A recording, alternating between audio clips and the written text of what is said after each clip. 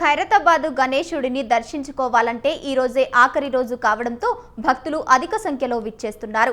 ఆఖరి రోజు కాబట్టి రద్దీ ఎక్కువగా ఉంటే పిల్లలు, వృద్ధులు దర్శనానికి వస్తే ఇబ్బంది పడే అవకాశం ఉంది. అర్ధరాత్రి 12 గంటల వరకు భక్తులకు అనుమతి ఉంటుంది. ఇక ఇప్పటి వరకు దాదాపు 30 లక్షల మంది భక్తులు గణనాథుడిని దర్శించుకున్నారు. అర్ధరాత్రి 12 గంటల తర్వాత మహాగణపతికి కలశ పూజ నిర్వహిస్తారు. ఈ నెల 6న శోభయాత్ర నిమజ్జనం జరగనుంది. నిమజ్జనం కోసం శంషాబాద్ నుంచి భారీ క్రేను తీసుకువస్తున్నారు. శోభయాత్రకు ఉత్సవ కమిటీ భారీగా ఏర్పాట్లు చేస్తున్నారు. ఈసారి శోభయాత్రలో కేంద్ర హోంమంత్రి అమిత్ షా పాల్గొననున్నారు.